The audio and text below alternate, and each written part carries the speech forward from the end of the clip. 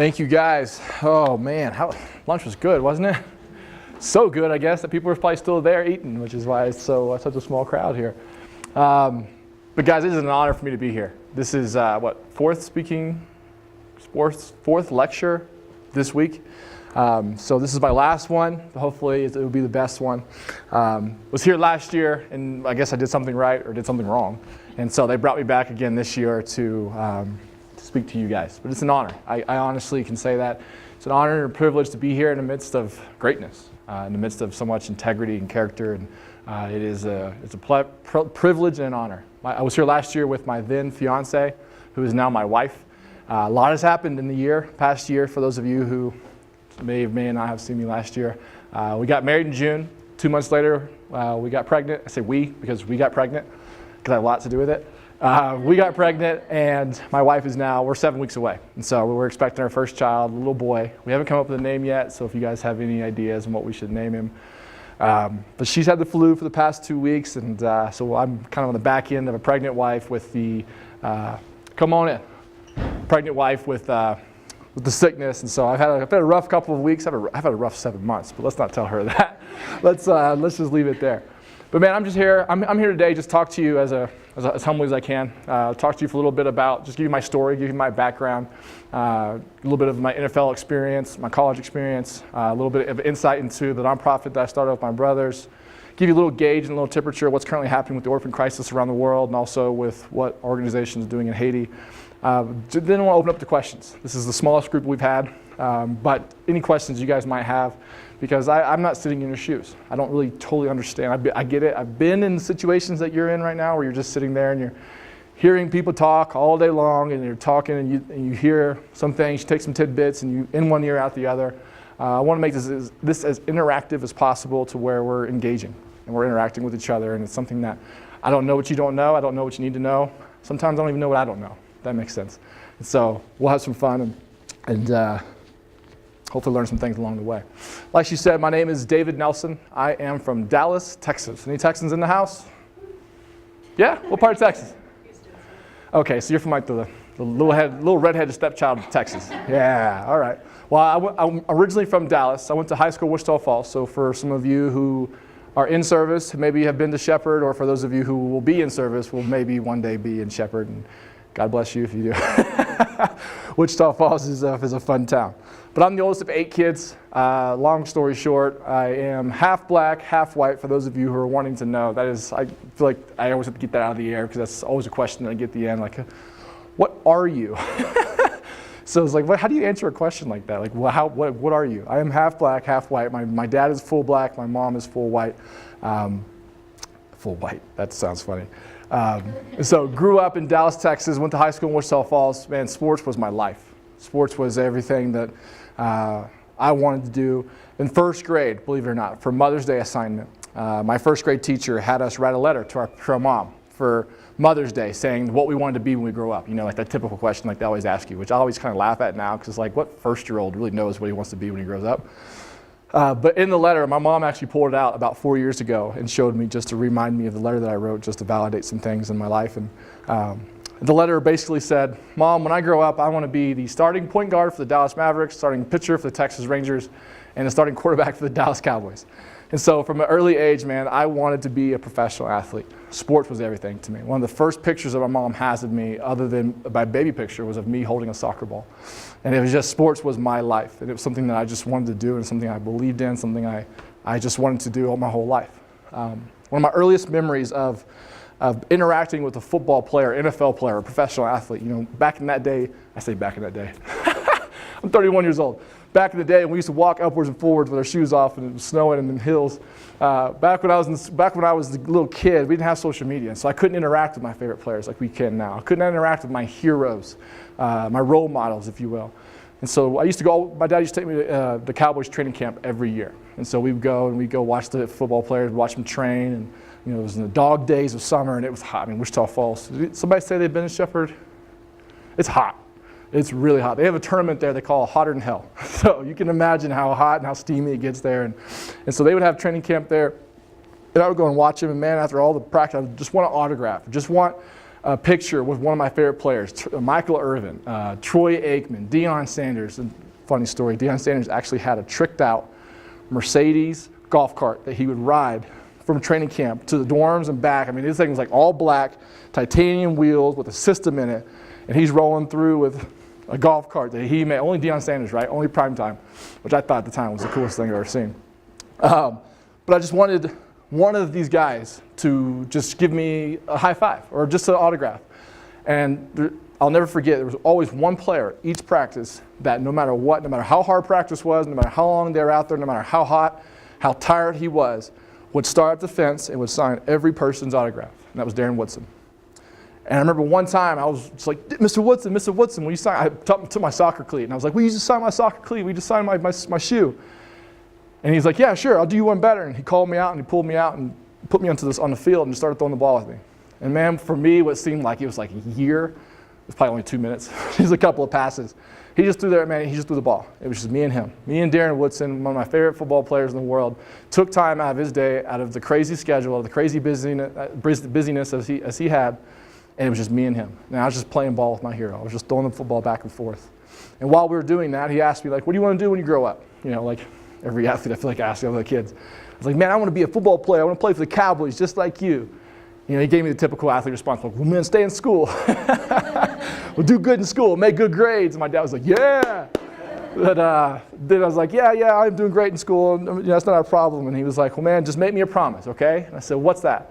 He said, if you ever do get to this level, do something great with it. And man, that stuck with me. Like I said, I'm the oldest of 8 kids. My family is everything to me.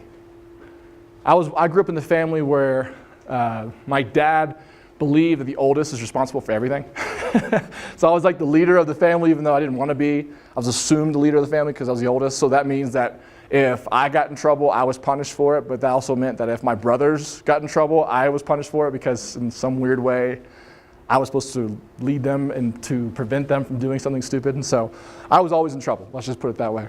But my family was very important to me. I am where I am, and I am the person that I am because I've had people like my mom and my dad who have believed in me with reckless abandon, who would be the first one, my brothers and my sisters and my mom and my dad, who if I succeeded were the first ones to give me a high five and tell me I'm proud, tell me they were proud of me. And if I failed and I was beaten and I was broken, would pick me up, dust me off, and tell me it's going to be okay.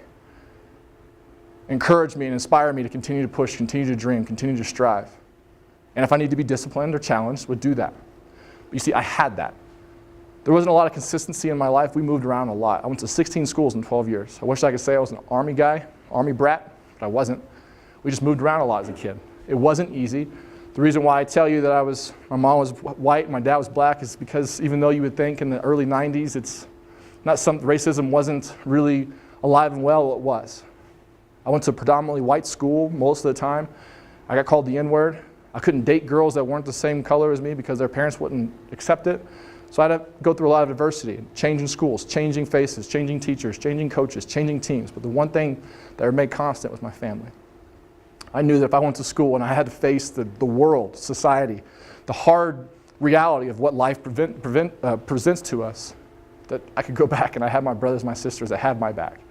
That if somebody called me names, or if somebody disrespected me, that I had my 2 brothers who were closest to me in age who would come and they would have my back. That I could go take on the world because I knew that, God forbid, if I did fail, that they would be there for me. So I went to high school, was playing football. I didn't start playing football until 8th grade. I grew up a soccer player. I was a tall, skinny, string bean kid. My parents were really scared, didn't want me to play football early on because they were afraid I'd get hurt. And honestly, I was too scared to play football. I didn't like to get hit, still don't like to get hit. So I didn't want to play until 8th grade. Started playing 8th grade, went to high school. So had some success with it, obviously. I was a U.S. Army All-American, was a 5-star recruit. Ended up committing to Notre Dame. Any Golden Domers in the house? Nah, sorry. They fired their head coach, and so I decommitted and ended up going to Florida with Urban Meyer. Best decision of my life. I ended up going to Florida, and a year later, a guy by the name of Tim Tebow commits. A year later, he wins the Heisman Trophy. My freshman year, won the national championship. Timmy comes, he wins the Heisman Trophy. We win another national championship. We get beat by Alabama my senior year. to rob us of our third national championship, which I'm not bitter or anything. God, what could have been? Ended up going undrafted. I didn't have the best stats. I mean, our team in college was solid. I mean, we had guys like Percy Harvin, Lewis Murphy, Riley Cooper, Aaron Hernandez, Tim Tebow. I mean, the Pouncey brothers. Our entire starting 11 on our national championship team. Of those 11, 9 are still playing in the NFL right now. 3 of them have been All-Pro. And so I got to play against some war daddies in practice. I mean, it's the guys that are still playing now. So I always joked around because sometimes practices were harder in college than games were in the NFL because I was going against NFL-type caliber talent each and every single day in practice. So I was undrafted, didn't have the stats to get drafted, but all I wanted was an opportunity. All I wanted was somebody to just give me a chance to be able to show that I could do the things that I believe I could do, to be able to give an opportunity to pursue my dream, which was being a professional athlete. That opportunity was presented to me by Chan Gailey and the Buffalo Bills. I had calls from Bill Belichick. You know, when the draft ends, coaches are calling out of all these undrafted. They call them it's a RUDFA.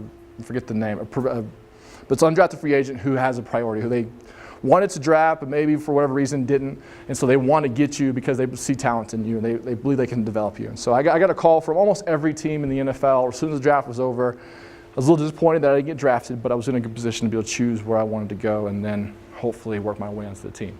It wasn't the ideal path. For those of you who know how the NFL works, undrafted free agents are kind of like the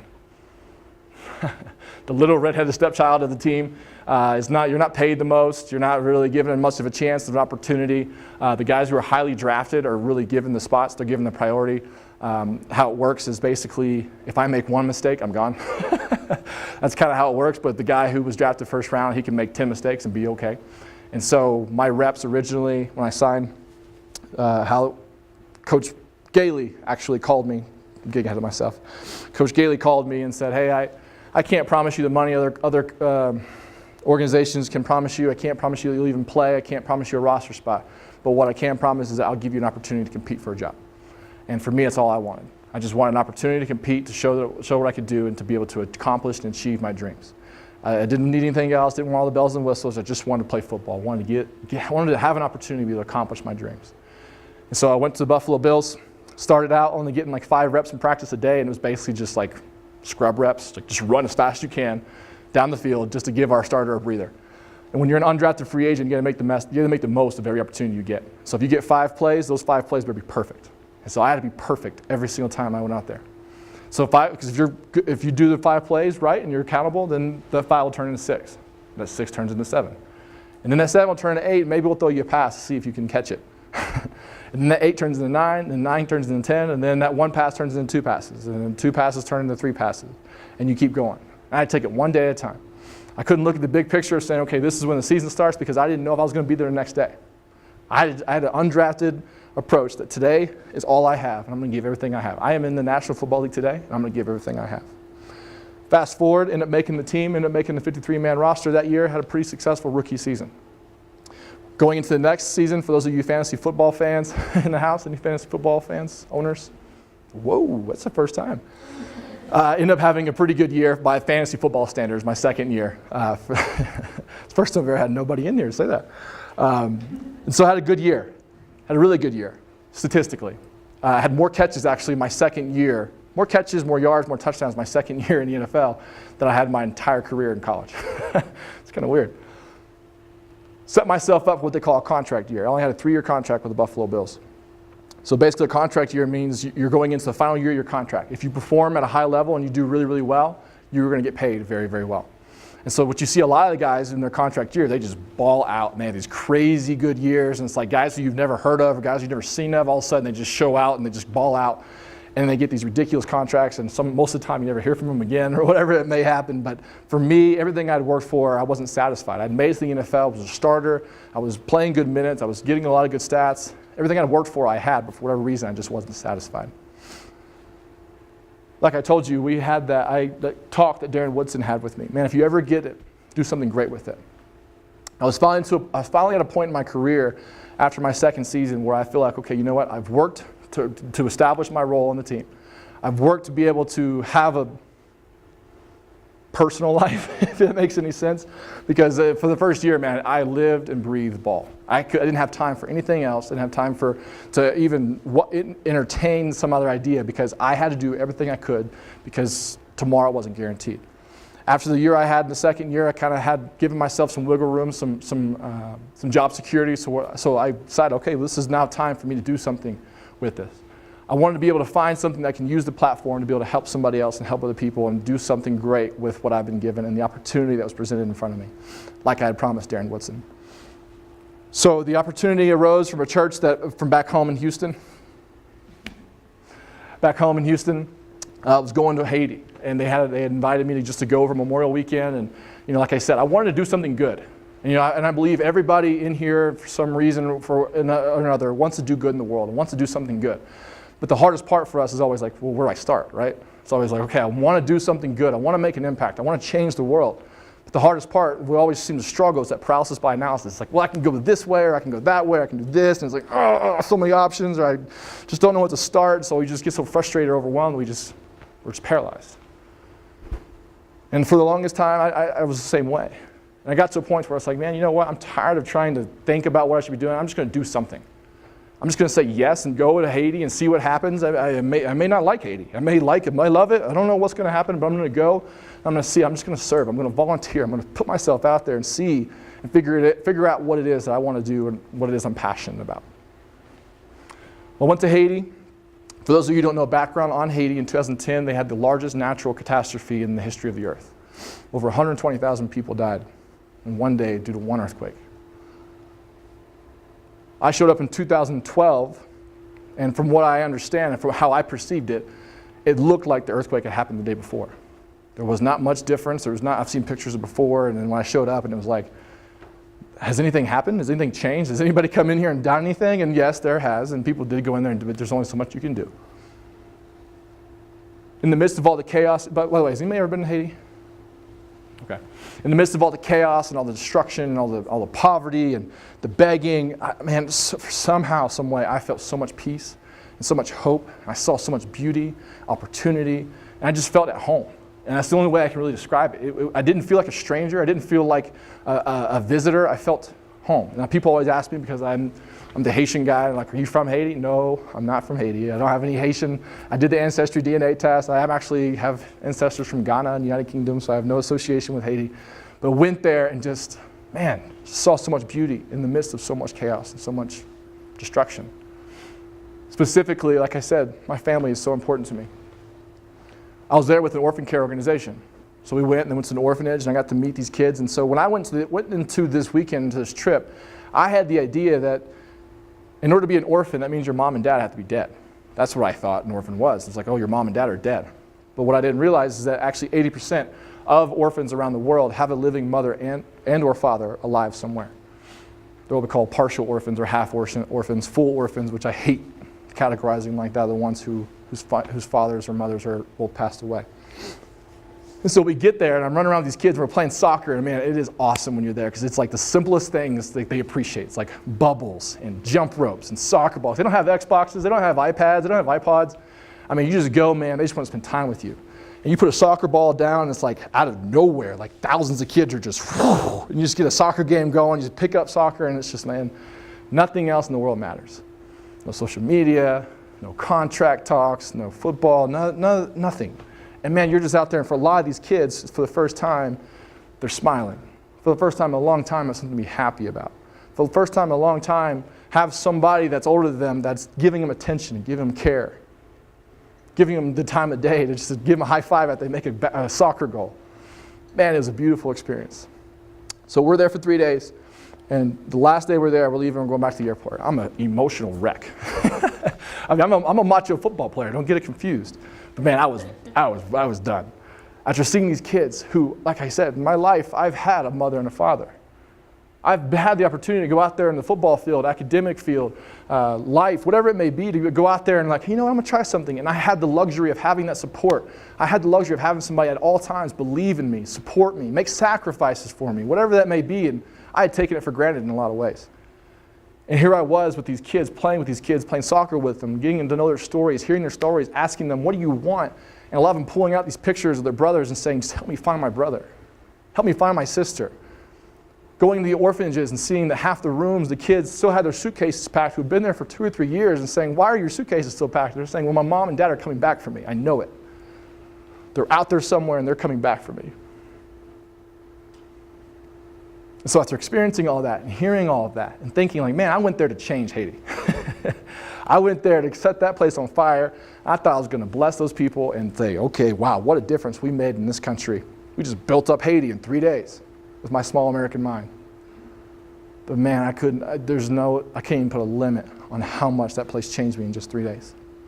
The perspective, the hope that they had in their pinky finger was more than I had in my entire body. So the last day, we're leaving. And like I said, I'm an emotional wreck. And we're gassing up the canner, which is this big rig, big truck that they put all the tourists in, all the guests in, that they kind of shuttle from place to place. And they're gassing it up. And I look across the street. Like I said, this was post-earthquake. And so there's this little boy across the street who was caught on some rebar, which is like a long wire pole that is used in cement to kind of keep the foundation strong. And so like I said, this was post-earthquake, and so all the buildings and everything was just completely devastated and destroyed, and so all the concrete and everything was just rubble, and so there's rebar and barbed wire and just random stuff just sticking out of random just construction zones. And so this is one of those little boys that, you see those charity TV commercials with the kids who are like laying down on the ground, their bones were kind of like sticking out of their skin, they got flies kind of flying all over their face, and you kind of, the Sarah McLachlan video's playing, or the song's playing, you feel really sorry for him. This kid wasn't quite to that point yet, but you could see every bone in his body. And he had what in Haiti, you can tell somebody's malnourished by their eyes and their hair. If they have the brown spots and the brown lining in their eyes where the white should be, they're extremely malnourished. If the top of their forehead, their scalp is like really orange or yellow, which they should have black hair, you can tell they're very malnourished. This boy had both of those, and he was just sitting there, and he had this T-Rex white beater tank top on. It was all shredded up. And I didn't see how he got caught, but he was so lethargic and so energyless, and so you can just tell he hadn't eaten or drank anything in a long time, and he was just sitting on this rebar, and his right arm was just caught in it, and he's just like, you can just see him across the street, and I'm just watching him just wiggle his arm. And he had no life, no energy, no strength to be able to just take himself off of this rebar.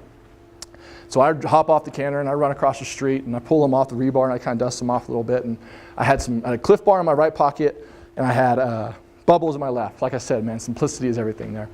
And so I asked him, I'm like, dust him off, make sure he's okay. And obviously the kid hadn't eaten. So I was like, man, you want something to eat? So I offered him the Cliff Bar. And he looks at me and he says, no. I said, well, I got like 2 or 3 minutes before the canner gasses up and before I got to leave, so I want to leave you better than I found you, right? Like that's what I think when you go like to a mission trip or to humanitarian efforts. You got to leave the place better than you found it. So I got to leave you. So like, can we play some bubbles? You want to play bubbles? And he looked at me and he said, no. I'm like, well, God almighty, like what do you want? Like what is it that I can do for you? What do you want? I didn't speak much Creole at the time, but they did teach us how to ask like basic questions like that, and I always wanted to know like how to ask like how are you and things like that. And qui ça vous voulez, which means what do you want? And so I asked him, qui ça vous voulez? The kid looked up at me, put his hands in the air, and in plain English said, hold me. And man, to this day, man, rocked my world. I picked that kid up and I held him, and like I said, I'm a macho football player. I have to keep saying that to remind myself. I picked that kid up, man, and I held him for 2 to 3 minutes, but it felt like it was a lifetime. And I wept. And the kid, and within 3 seconds, fell asleep. And since that time, I've talked to a couple of police officers who work specifically with like child abuse, who will go into houses and homes, and they'll go and rescue kids out of abusive situations. And they always tell me that within like 85% of the time, they pull a child out of the abusive situations and they put them in the back of the police car. They say within 5 minutes, the child falls asleep. And they say that's because for the first time, the child feels safe. And so with this kid, literally 3 seconds into me holding him, fell asleep. I mean, like the deep sleep, like the drool coming. So I couldn't tell, like my arm was wet when I was done. I couldn't tell if it was from my tears or if it was from his drool. But in that moment, I don't know if that kid ate or drank that night. I don't know if that kid had a place to sleep. I don't know if he had anybody to be able to go to and say, Mom, this is what I just experienced. I don't know what happened to that kid after that, but I do know in that moment, his greatest need was to be known. His greatest need was to be loved, to be seen, to be held.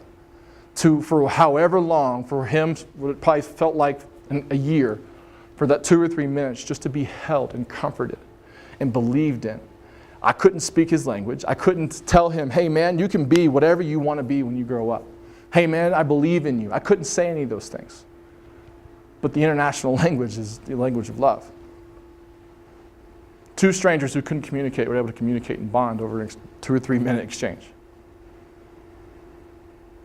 It broke my heart that I was meeting these kids who, I'm telling you, I played soccer with some of these kids who are some of the best athletes I've ever seen. They can do some things with these soccer balls better than Neymar and Messi and I see some of the most talented athletes.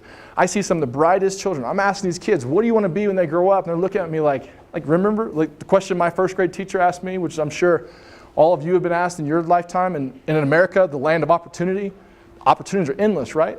If I asked you as a first grader, if I asked you now what you want to be when you grow up, I'm still trying to grow up, so what do I want to be when I grow up?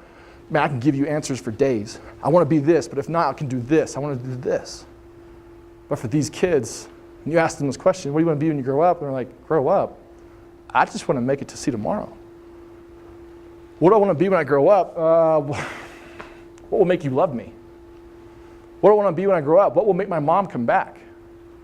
What do I want to be when I grow up? I want to be a doctor. That's all they can think of. That's all they know. So man, I went back and I called my brothers and I was like, man, I just experienced something powerful. I just had the most unbelievable weekend of my life. I want you guys to come back to Haiti with me. I want us to go together. I want you guys to experience what I just experienced. At this time, neither one of them had passports. At the time, one of them had just graduated college and was starting his therapy job, career, profession, whatever you want to call it. The other one was a senior in college and was getting his degree. So mind you, like I said, I was going into my last year of my contract. This is my career year. Everything I had hoped for, everything I had dreamed for, everything I had worked towards my entire life was right there, my contract year. This is going to be the greatest year. I'm going to ball out, riding the momentum of my second year, riding into the third year. I'm about to get paid. I'm about to use the money I'm going to get to make a huge impact on the world. I'm going to use the influence, the platform that I'm about to get from being a star receiver and change the world. First week of my third year, I turned my ACL. I'm done for the year. Entire season, done. I have surgery. I fly back to Dallas to rehab. Within a week, I was there. My brother, who's the youngest, second, the closest, we're all a year. The 3 oldest brothers are a year and 4 months apart. Daniel, who's the second oldest, calls me and says, hey man, I just got laid off from work. And I'm engaged, I'm getting married in a few months, and I don't know what to do, and I'm scared, and can I just come and spend some time with you for the next couple of weeks? I said, yeah man, come on down. After he gets there 2 days later, my brother calls, the younger brother than him, Patrick, calls him. Now mind you, this is after we all went to Haiti and we all had the powerful experience and we all just bonded and just boo-hoo cried the whole time we were there and just loved playing with the kids and just doing all the awesome stuff. Calls me and we had decided while we were in Haiti, we wanted to do something as a family to go and help the world and change the world, and we're going to use, but we were going to use, we're going to wait. Wait until I get my big contract. Wait until Daniel gets married and has kids and is in a steady place in his life to be able to do it. Wait until Patrick graduates and figures out what he wants to do with his life and then be able to do something. So we just decided to put it on the back burner. So the day after Daniel shows up at my house, Patrick calls me and he's like, graduation is, I'm becoming a senior and everybody keeps asking me what I want to be, what I want to do when I leave. Everybody keeps telling me that I need to start figuring out like what I'm going to do and what my job's going to be. And I want to do this and this opportunity is here. I'm just so overwhelmed and I just can't be here on campus anymore. I'm just so overwhelmed. Can I just come and hang out with you guys this weekend? Yeah, man, come on. And man, you have never seen a more pitiful weekend. The 3 of us, I'm sitting there with my leg propped up because I just had surgery and I can't really walk around, and I'm just so mad at the world because it's like, why me?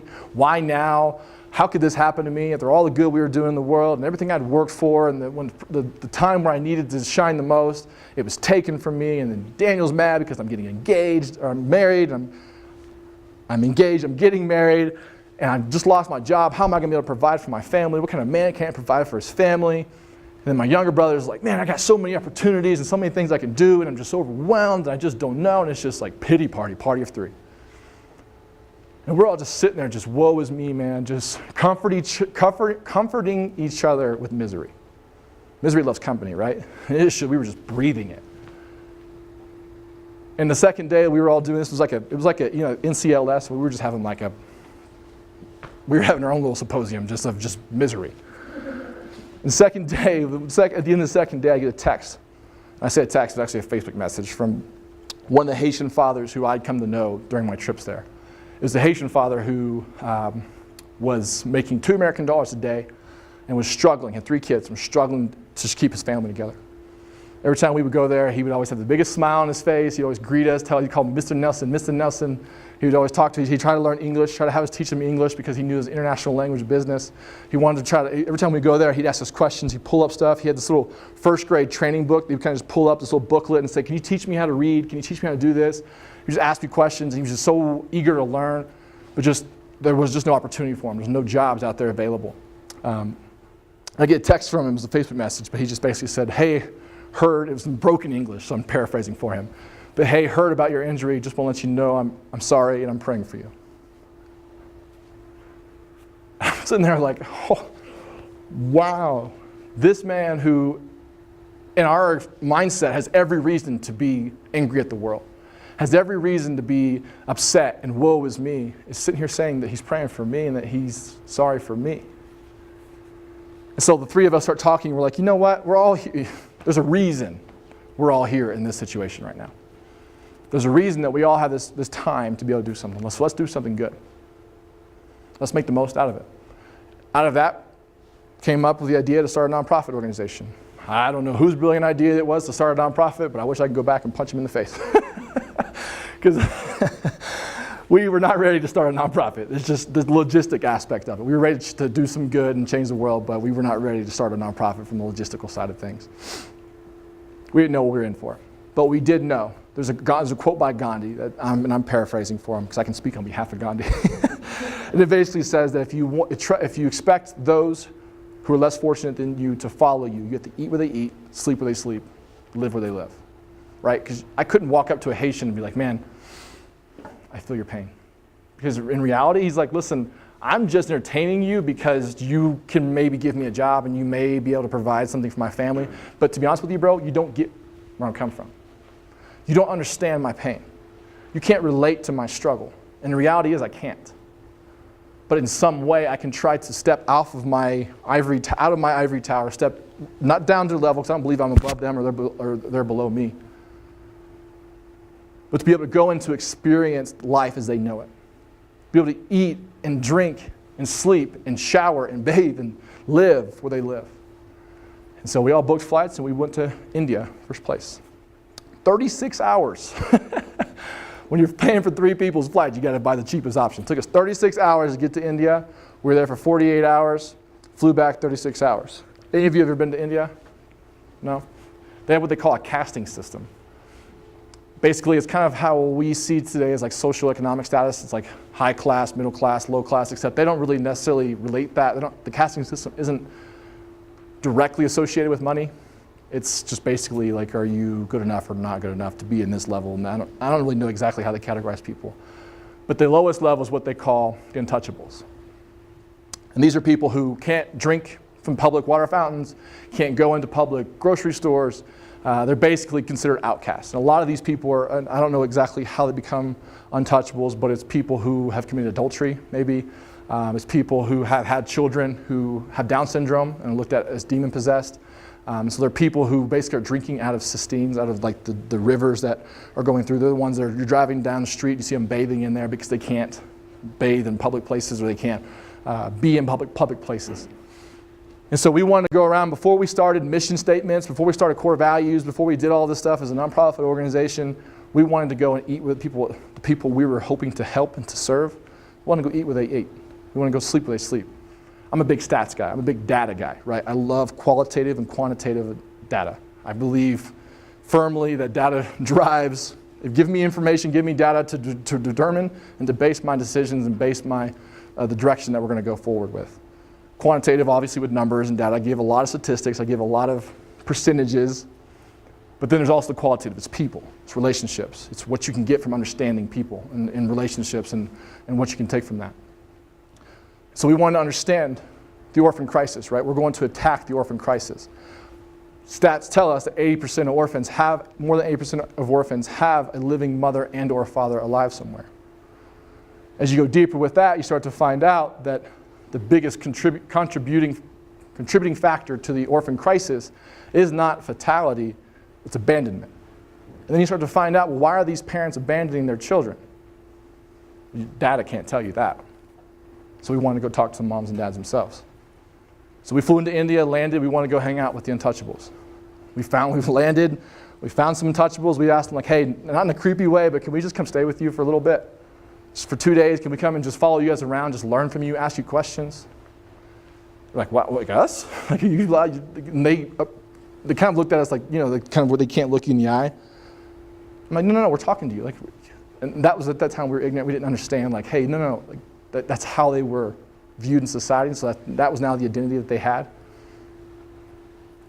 So for 2 days we went, and then we went to Guatemala, we went to Honduras, Haiti, Sierra Leone, Ghana, Nigeria. We went on a worldwide tour just to talk to parents, to talk to moms and dads who had lost their children.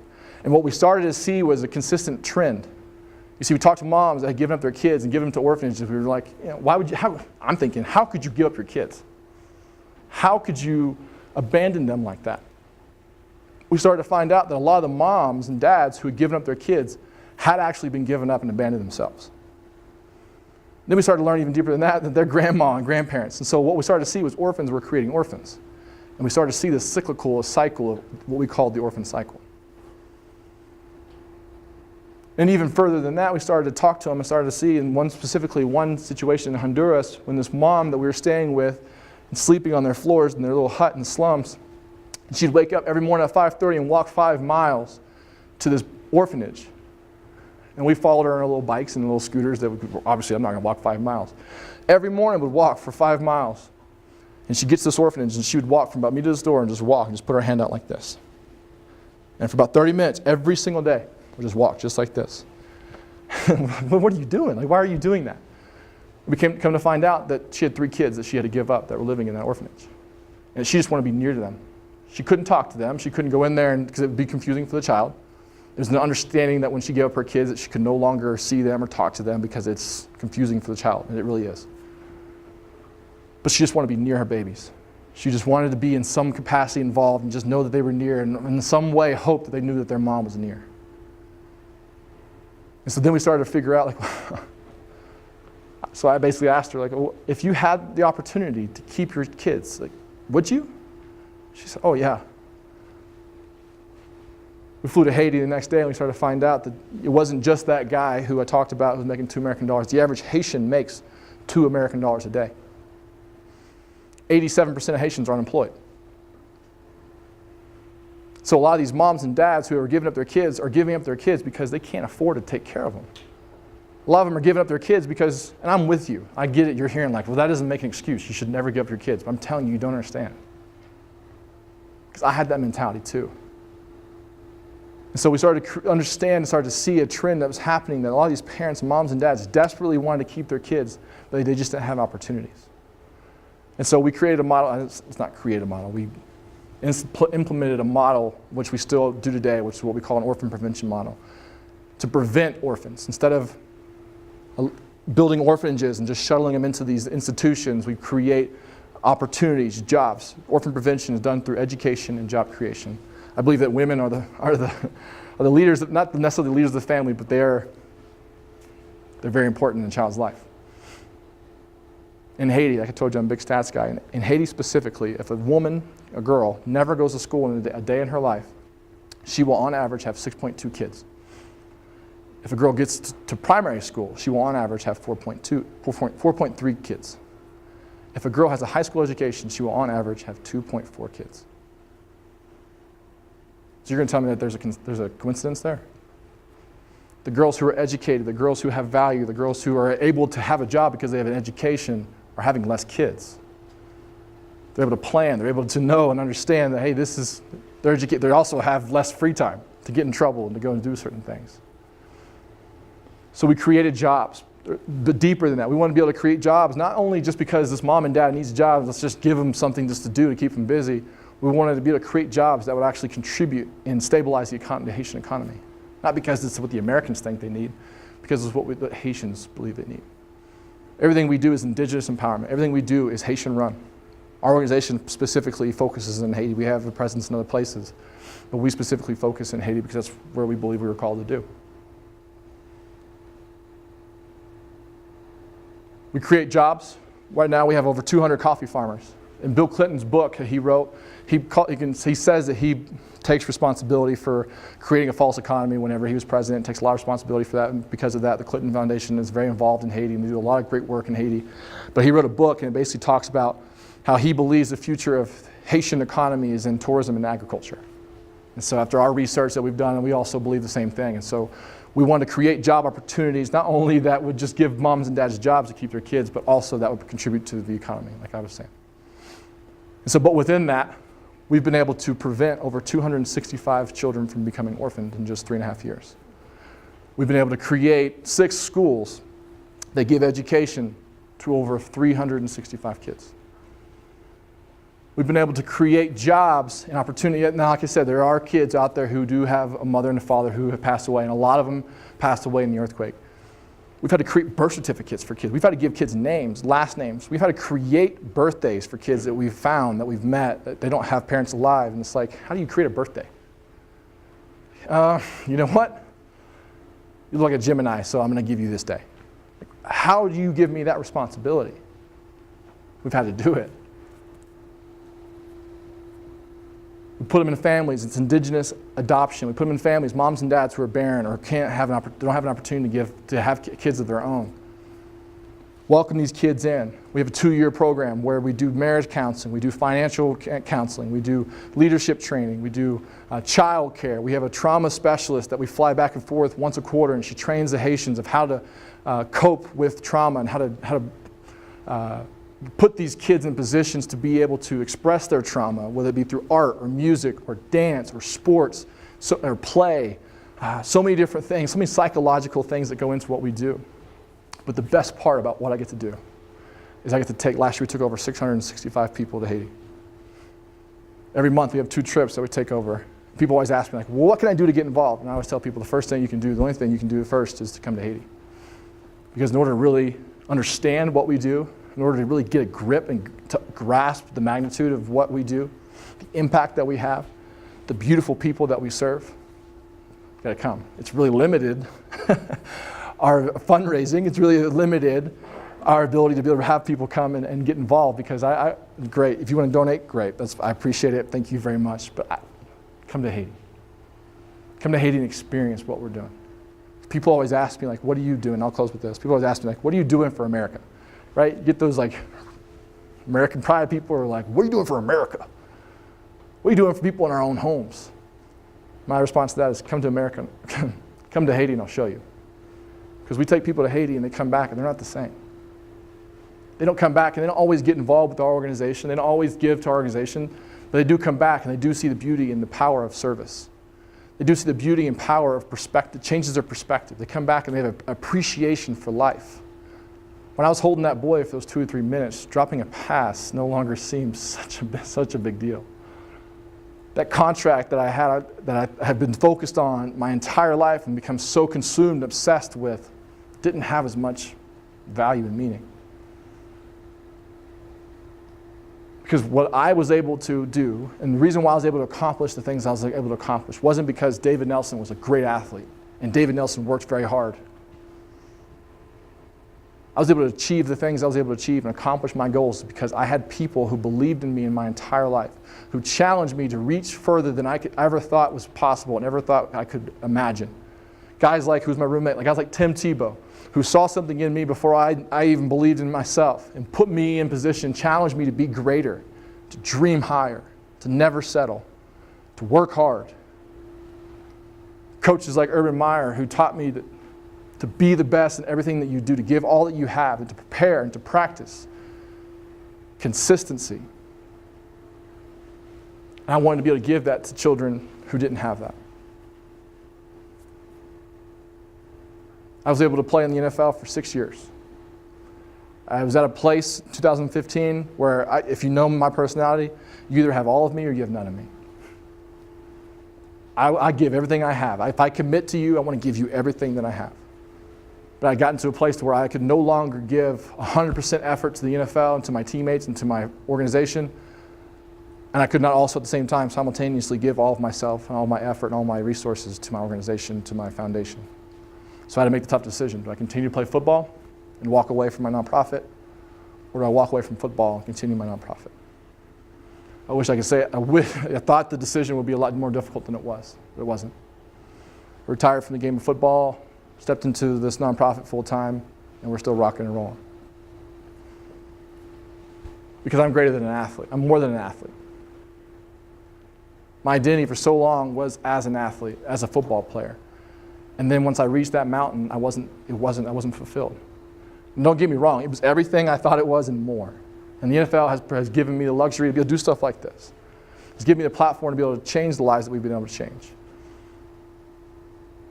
But the best part about my NFL experience was I've taken over 35 NFL players to Haiti. And I've been able to see them come back to their locker rooms, man. The guy who won NFL Man of the Year last year came to Haiti with us. Greg Olson from the Carolina Panthers, taking him down there and seeing how just excited he got there and seeing him go back to Carolina and starting his own foundation. It had nothing to do with orphan care. It's awesome, man, just to see that ignited in him. The passion just to help people.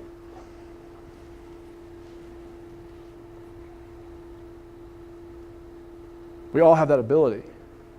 We don't have to be NFL athletes to do it.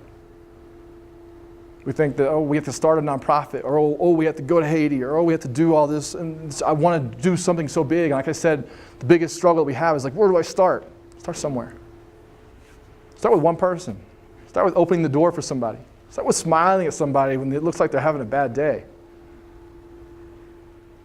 It doesn't have to be this great, huge thing. Just the smallest of things can change somebody's day, can change the entire trajectory of their day, their month, their year, their life. Tim always talks about, and I'll close with this, but I'll close with this. Tim always talks about the dash. The dash represents whenever you die in your tombstone, not to be all morbid and everything, but the dash of, I was born in 1986, whenever I pass away, hopefully a long time from now, it'll have the day I died. The day I was born and the day I die. It'll have the dash in between there. What do you want your dash to represent? What do you want your legacy to be?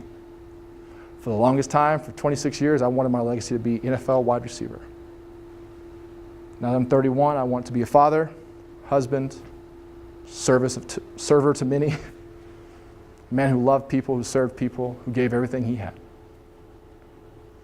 So with that, questions, comments, disagreements? Yes, ma'am. So what led you to the title I'm Me of your... Great question. So I believe that every person was born for a specific purpose with abilities, attributes that are different and distinct to them. My entire life, I wanted to be Michael Irvin and Jerry Rice, right? I wanted to be, and I compared myself to them. I was always striving to be somebody else, to do the things that other people could do. And I was never content in my own abilities. I was never satisfied in myself. I was never happy. I was compared, and like now with Instagram, it's even different. And social media, you can look at other people's lives and you can say, man, I want what they have. Man, they got it all. I want what they have. We're never satisfied in our own skin. We're never satisfied with who we are. Never happy to be who we are. But yeah, if you go ask my mom, she'd be like, I don't want you to be anybody else. I don't want any other son. I want you. But for whatever reason, we can never really come to grips with that. So I'm Me is specifically for the orphans. We want, at the end of the day, our goal and our dream is for these kids to be able to stand and stay and proud and say, I am who I am, and I'm proud to be who I am. Because for a lot of those kids, they just want to be me.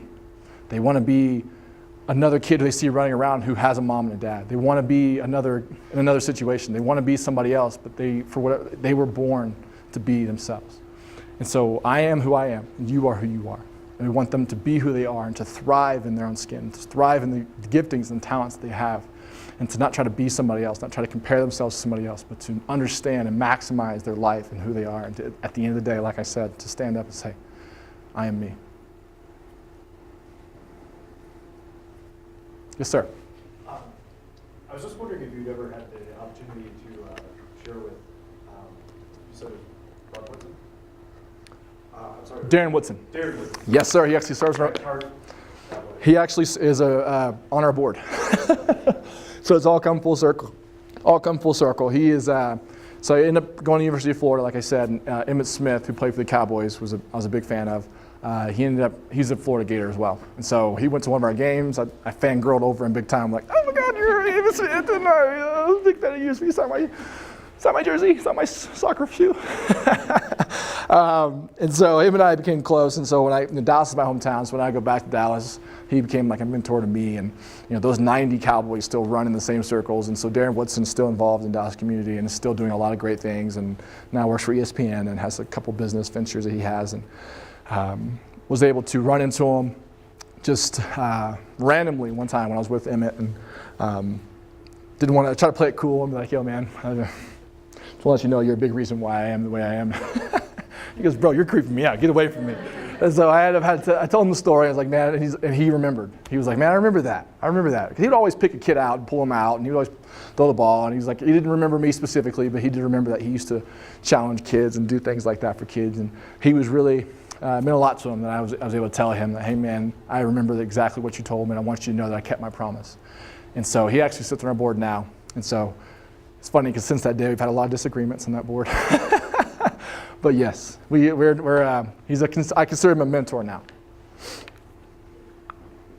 Yes, ma'am. Angela, you mentioned that right now your organization is like with Haiti. Do you plan on expanding it to other areas of the world as well? With our nonprofit specifically, no. And I say that for the sake of going deep versus wide. We partner with a lot of organizations around the world who do a lot of amazing things and a lot of orphan care organizations. But we believe that our calling is to go to Haiti and to be there for long term. I wish I could say we just show up and in 4 years we've changed Haiti. We haven't. And if there's not much different that's going on there in the entire country since we've been there. But in those 200 families that we've been able to help, there's a big difference. In the community specifically where we are involved in, we want to decentralize a lot of Port-au-Prince. We want to be able to help the economy. And there's a lot of there that's going to take a long time to be able to accomplish. And so instead of just trying to do a lot of good things, we want to do a great thing by going deep versus going wide, while also partnering and using resources to help those who are in other places, who are doing great work in other areas. But our calling specifically is in Haiti. And until that mission that we set forth for that country is fulfilled, we're going to focus solely on that. So both my parents graduated from Ohio State. Hey, Go Buckeyes. I'm an honorary Buckeye now. Well, I was going to say, what experiences did you have with Urban Buckeyes? I'm a big fan of his. And how is he involved with any nonprofits, and did he have any effect on you, your leadership skills and anything like that? Oh yeah. Urban and I can say Urban, this is being filmed, isn't it? Dang it. Coach Meyer and I have had a fun relationship. So when you're an 18-year-old kid and you're being recruited by a bunch of different places and you're told how good you are and how great you are and all the things that you're going to be able to do and accomplish at a school, and then you get there and then they're cussing at you and yelling at you and telling you how bad you are and telling you how worthless you are, you can tend not to like that person. And so for the first couple of years, Urban is a very detail-oriented person. He believes in the details of the game of football and details of life. And so much so that he's involved in every detail of, he knows what classes you're taking, he knows if you miss class, he knows the name of your girlfriend, he knows the name of your mom, your dad, if you have a kid, he knows the name of your kid. I mean, that man is involved. And he has this motto, and he calls it competitive excellence, which is doing your job when your number's called. And he's all about accountability. And he's all about, if I can't trust you to show up to class on time, I can't trust you to run a 6-yard hook. And so he's all about, if you will tell me you can do it, don't just tell me you can do it, show me. And don't just show me you can do it on the football field, show me you can do it in life. And so he's big on, listen, if I'm going to put 11 guys out there on the field, I want Tim Tebow to know that whoever's running on that field, that when he steps in there, he's going to be in the right place at the right time. And so the first couple of years, I didn't understand that. I was like, I just want to catch passes. I don't want to go to class. I didn't want to go to school. I didn't go there to get an academic. Just be honest. I went there to play football. I went there to go to the NFL. I want to be able to just coast and just do the things I need to do while also playing football. And with Urban, that doesn't fly. And so there's a lot of things that him and I had to go through. I remember one time specifically, I was in 2-minute drill with the backups running around, and I dropped the pass or ran the wrong route or whatever it was, and he pulled me out and pulled me back there, and he kind of was just like with this little stern look that he has, and while they were still going, he's like, listen, you get out, you get in, we're not missing a beat, if you can't do it, get out. He calls me over and he's like, you will never play here. Yeah, and so he would tell it how it is, and I appreciate him for that, and that kind of woke me up. But yes, when he was at Florida, man, that guy just, the way that he taught, the way that he coached, the way that he led, there's a reason why there's guys who never went on to play in the NFL have been successful in business, or successful fathers, or successful husbands, because, yes, he's taken a bad rap for some of the bad eggs that he's had under his leadership, but you look at the vast majority of his work, there's been so many guys who've gone on to do some amazing things. And so he never specifically would encourage us to go and do service in the community. I mean, he would never say, hey, I'm a part of this nonprofit organization, which he was. Guys, be a part of it. But he would create opportunities for guys if they were passionate. I was very involved with the March of Dimes when I was in college. Create opportunities for us to get involved with different places. And then even more so now, he's every year annually he gives a large amount of money to our foundation. Every year he goes to Tim's Gala. He's very involved with a lot of his former players and the current work they do, and he will support you, whatever you want to do. He's like my second dad, and I love that guy. I'm an honorary Buckeye. They were just in Dallas for the Cotton Bowl, and they beat USC. And so, when I went to school, his little daughters were like freshmen in high school, and his little son was like 5 years old, and now his daughter's married and has a kid. And so everybody's all grown up now, and I'm old, an old has-been, but they were just in Dallas, and I was just with him. And he's a big part of why I am the way I am, and a big part of why I live my life the way I do. I'm still mad that you got him and we don't. What do you wish the average American knew about what happens in an area that's felt great devastation after the news cameras pack up and roll out? Oh, wow. That's a great question. What do I wish the average American knew? Well, first I would say don't believe everything you see on TV. I would also say it's never as bad as it's perceived, but it's also never as good as you hope. And I only say that because whenever I went to Haiti, I thought I was going to step into a war zone. I thought I was going to be murdered. I thought I was going to have to guard. And it's not that dangerous. It's not as bad as people think it is, but it's also not as good as I make it out to be all the time, as hopeful as I make it out to be. But I will also say to every American, every person that knows, like there's beauty in every situation. There's hope in the midst of darkness. There's hope in the midst of tragedy. And so even though you do see these things and it can be discouraging and it can be difficult, and it can be devastating to watch and constantly see so much destruction, so much chaos and bad things happening. But I can promise you this, that in the midst of that, there is something beautiful that will rise from it. There is something beautiful that's happening in the midst of it. I've seen it. I've experienced it. I have learned from it. There's people, especially specifically in Haiti, they're survivors. And man, they've been through so much, but they refuse to give up.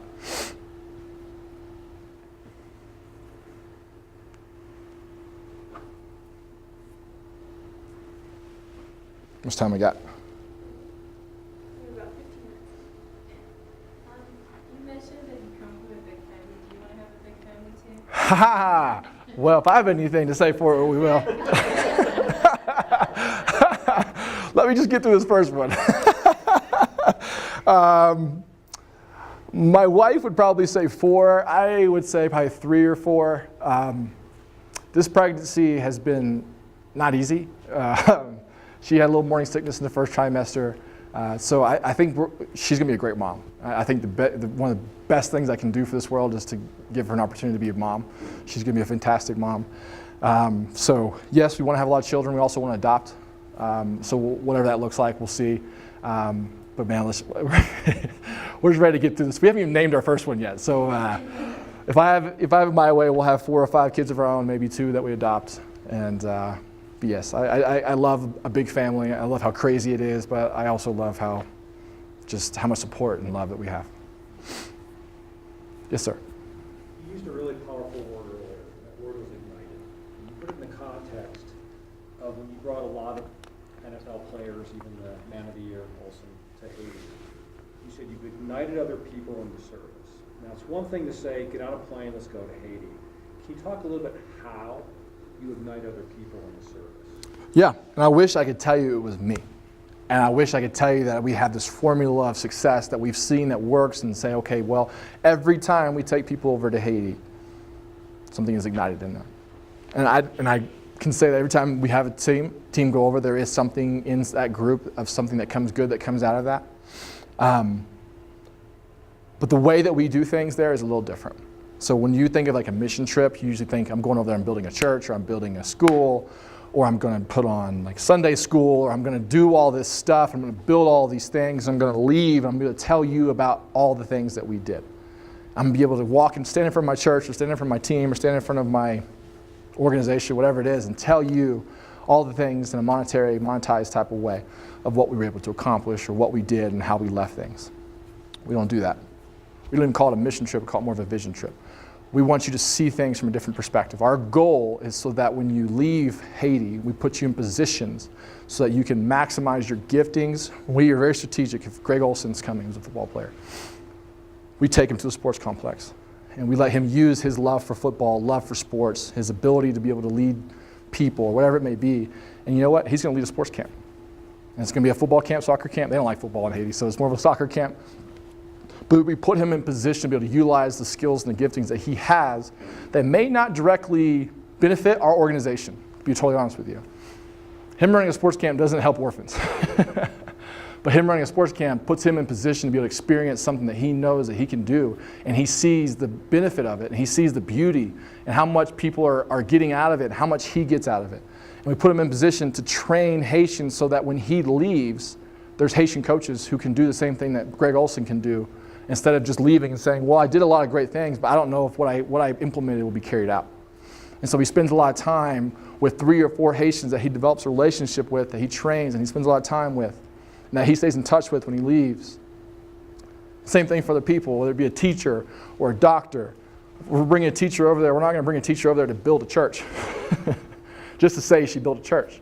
We're going to take a teacher over there, and we're going to put her with her principal, or if she does art, we're going to put her with the teacher. And yes, she may teach a class and teach kids and have fun, but we're going to put her with our art teachers. And she's going to train the art teachers so that when she leaves, she's getting emails and stuff following, showing like, hey, this is what our class did. This is what you helped us be able to teach our kids. And so she stays involved so she knows that what she did has a lasting impression, not just a immediate impact, if you will. And so whenever we do a venting process, we talk to people, we have applications, we get to know you on an individual basis, we put you in positions when you come to Haiti to be able to maximize and utilize it. Like we say, our organization is called IME. It's not just for the orphan children, it's also for the people coming over to visit. And so if we have a group of 20 people, 5 of them are athletes, 5 of them are teachers, 5 of them are doctors, they're all going to be put in different places. We're also going to put them in some positions to challenge them to maybe step out of their comfort zone a little bit and do things they maybe never realized they could do, like teach a class. A lot of them, they get up there and they're like, oh my gosh, I don't know how to teach a class. I'm a doctor, I don't know how to teach a class. Or you know what, you may be a stay-at-home mom. There's a lot of moms out there who just need to know how to love their kid, how to hold their kid. Or hey, just need a day off, can you babysit for them so the mom can go and just have a nice day and go treat herself, go get her nails done, go get her hair did. Moms come over there and they do something and like, hey, this is what I wish somebody would do for me when I'm at home and I'm going crazy when I pull my hair out. So you know what? Let me babysit for you and let you just go to the mall and go do what you want to do. Or, hey, let me come over and just cook for you. Let me clean your house for you. Let me serve you instead of being served by you. Hope that answers your question. It does, because in the context of comparison within your mission, what your outreach organization does, and what we would do as an organization, we tend to, as statistics, you're a data guy. In some places, and it's all done for good, we evaluate success by the number of schools, roads, wells, Right. things that we've built, things that we've implemented, and yet it doesn't always catch up to people. Right.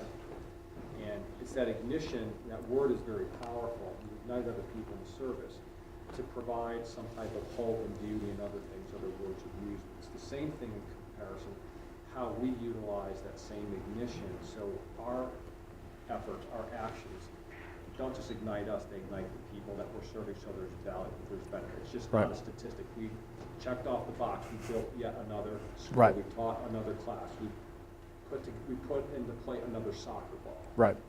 And a lot of times, that's not what the people. And to be honest with you, a lot of times, and I would venture to argue that that's not true service. I believe that if you're going to do something to check a box or to be able to check or to be able to say you did something, that in some way you are getting something out of that. And so for me, that is not a selfless act. A selfless act is truly to do something without any understanding or idea of the result that will come out of that. And so to go in there and to serve people and be able to do something that is greater than yourself, be a part of something that's greater than yourself, without actually saying, you know what? I know exactly what will happen. I know that this will be beneficial or not. Sometimes the things that we do in a service way is not beneficial, and you know that just as well as I do, that we intend to do well, but sometimes it does more harm than good. We use the term ignite. You can ignite a fire, a flame, right? You can use gasoline to ignite a flame, but does that mean that that flame will be sustained? No, that flame will burn out. I can start a fire right now, put some fire starter on it, put a match on it. I just ignite a flame, baby. But if I don't continue to put logs onto that flame will not be sustained. So ignition does nothing if you can't sustain it. And so, yes, our job is to ignite that flame, but it's also to put them in position to sustain that. So where we call about a mission by itself has goals. And you guys know about that in the military. Goal accomplished, goal succeeded. We succeeded our goal or we failed our goal. Within goals, you have accomplishments or objectives that you hope to accomplish, right? Our mission is to go and to do this. And in order to accomplish our mission, we have to do this, this, this, and this. That's why we don't use the word mission. We use the term vision. Because you're not going there to accomplish really anything. We want you to go not to expect something, but an expectancy. I want you to go there to be able to understand that you think you're going there to change Haiti, but in actuality, Haiti's going to change you. We want to put you in a position to serve and to be served, to love and to be loved, to where it's that mutual understanding of I'm a human. Just because I come from America does not make me better than you or less than you. Does not mean that I am in a position to be able to tell you what you should or shouldn't be doing. To learn, we're all teachers, but we're also all students. That we in all capacities of life can be teaching somebody, but we also all should be learning from somebody. And so to ignite that, to get that first taste, that first feeling to where, I want more of that. And the hope is that we can't always promise that. It continues and it sustains. But at least they have that idea and that foundational element of, I know what it feels like to serve. I know what it feels like to do something that's greater than myself and to know that it'll last, but also to not know exactly what will come out of it.